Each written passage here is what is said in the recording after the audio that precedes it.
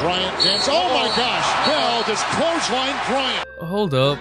That doesn't look right, but it happened. That is Kobe Bryant. This is the NBA playoffs, and that is an arm around his neck. Freak accidents happen in basketball, but this was anything but an accident. It was intentional. And not so much of a spoiler, but Kobe would kinda get the last laugh.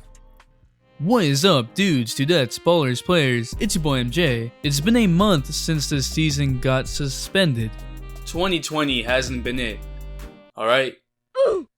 I just watched the 2010 finals and I just want to go back. Please. Please. Frank Ocean got me writing a letter to April. I meant screw this! Kobe Bryant has had his fair share of opponents who tried to shut him down and rise up. Raja Bell was one of them that, in his own words, genuinely hated Kobe with a long history before and after clotheslining Kobe. So let's break all this down. Look, there's no sports, only 11% of you are subscribed. This is sports, so please subscribe so we can get through this together. Also, turn on notifications because there's really not much else going on. Drop a like for how many players were shut up by Kobe. 6,007. That really might not be an exaggeration. Also, I'm gonna be streaming tonight after this video goes live on my Twitch because 2K released a Shaq that can shoot threes. Yeah, Shaquille O'Neal can do this. Now, I've never seen Shaq do that ever, but hey, it's 2K. We're gonna be opening some packs, reacting to some highlights, so come and join. So let's go way back to a different NBA when teams were averaging 94.8 points per game. It's the 2001 NBA Finals, Lakers vs Sixers. Yeah, it's a series Allen Iverson stole one game from the Lakers that would go 15-1 in the playoffs, and oh yeah, he also did this. He's way too good. He steps around loose. Why you bully me? Most people remember Kobe and AI arguing, but don't remember this young player named Raja Bell. And don't worry, Kobe didn't either. Bell was a last-minute addition to the Sixers. He got a 10-day contract in April of 2001 and ended up being an actual important piece because of his defense. He was Philly's main defender on Ray Allen during the Eastern Conference Finals. He was the rookie upstart at the age of 24 and a main part of the Sixers' defense against Kobe. So Bell guarded Kobe for long stretches in the finals, but nothing really came out of it. As Raja Bell recalled, at that point, the only way I was going to play in the playoffs was to get out there and get in somebody's face. He was my job. I think people blew it out of proportion because it wasn't personal for me and I don't even think I was on his radar. Let's be real though, Kobe knew everyone on the Sixers. He probably had their whole life story, Carfax on them maybe, even back when he was 22. Longevity. You can't settle for this season. It's bigger than that. You have to keep working on your basketball skills every day.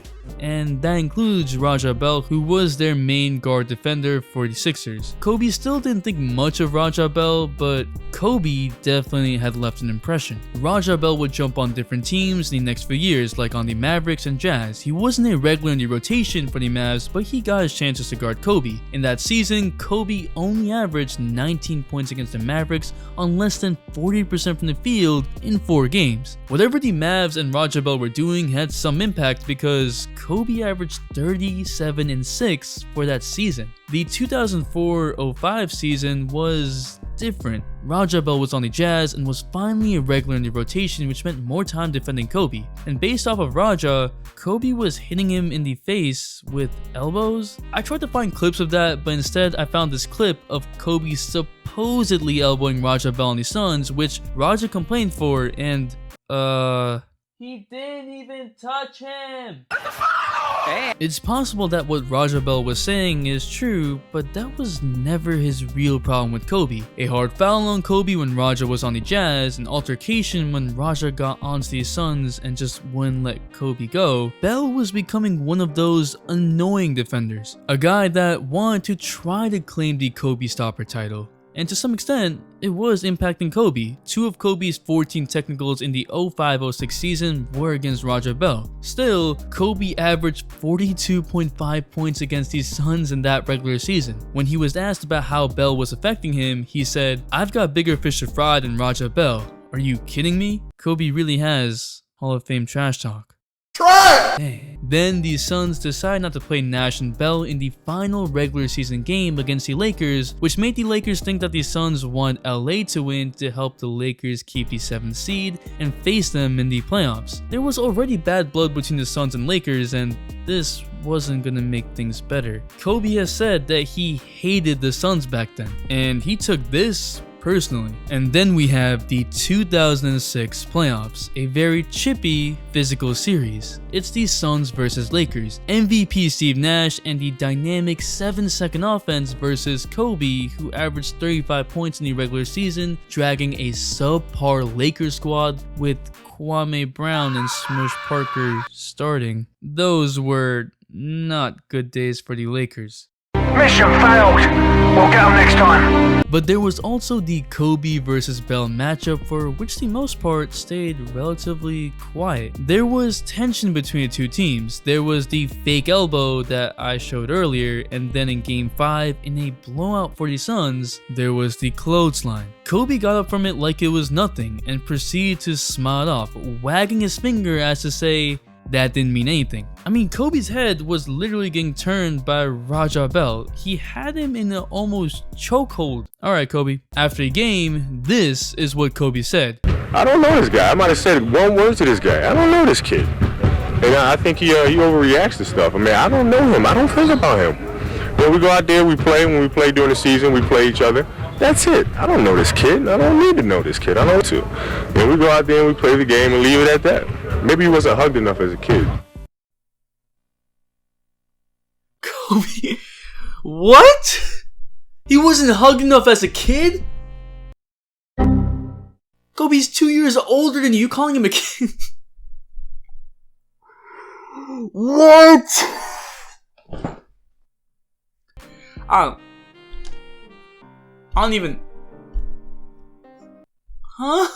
It was stuff like that which was the real reason why Raja Bell had a problem with Kobe. Not the elbows, it was the disrespect. This is what Bell said afterwards. My problem with Kobe isn't that he doesn't respect me, I felt he was disrespecting me and that he didn't care that he was doing it. I don't need respect, but you're not going to disrespect me. And after denying claims that he's a dirty player, he said, I definitely took a shot at Kobe, you bet. So people have a reason to call me dirty now, and that's fine with me. He also called Kobe a pompous, arrogant individual. Raja Bell got suspended for a game. Kobe dropped 50 in that game 6 in a loss. Then Kobe tried to make a point that he wasn't a ball hog in game 7. God dang it, Kobe. And the Lakers end up losing a 3-1 lead to the Suns. Raja Bell was no Kobe stopper. Kobe has a career 27.8 points per game average against him. Even Bell admitted that he has nothing to brag about, but Bell did annoy Kobe.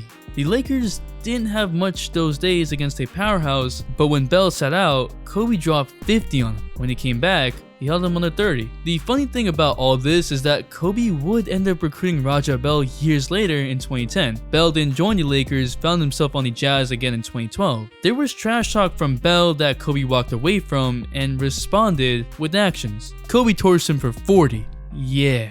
Raja Bell recently came out saying that there wasn't a greater competitor and that he relished every chance to play against Kobe. That's what made Kobe Bryant special. Even his opponents couldn't help but respect who he was and what he stood for.